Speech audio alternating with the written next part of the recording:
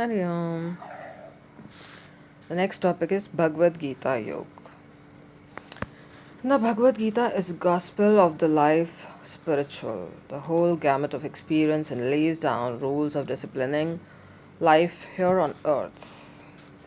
Life is a process of series of experiences which are mysteriously and inextricably connected with the entire universe in all its planes of existence.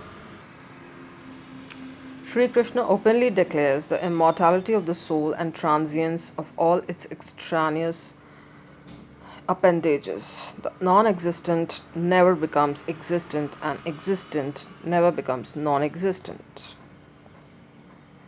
Recently, oh God, I heard that Thakur ने 64 विद्याएं 64 दिनों में सीख ली. What would have been the intelligence level of Lord Krishna? Oh God.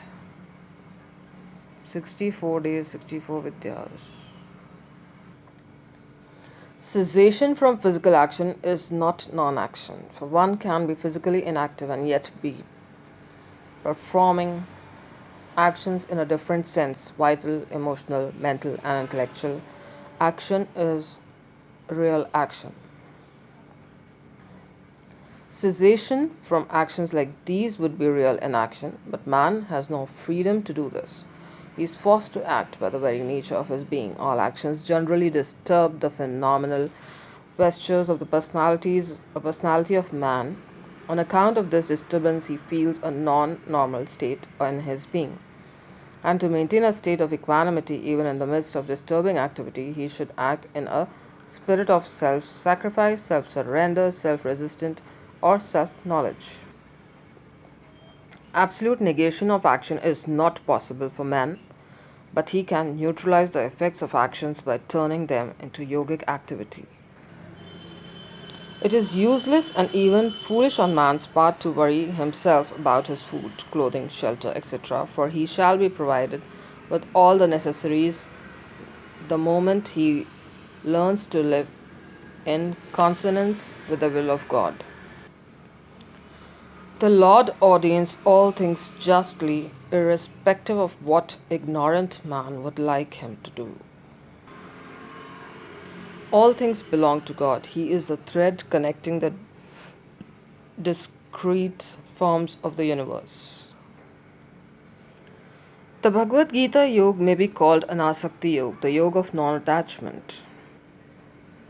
Asakti for God means anasakti for the things of the external world. In addition to the scientific yoga technique of total withdrawal of personality consciousness and fixing of attention in the external, which is an extremely difficult method of self transcendence, Sri Krishna gives the clue to the easier and simpler way of proceeding towards the Supreme, and although in and through the world, he who does the action for my sake, who considers me as the Supreme devoted to me, who is free from attachment, devoid of enmity towards other beings, reaches me, O Pandav.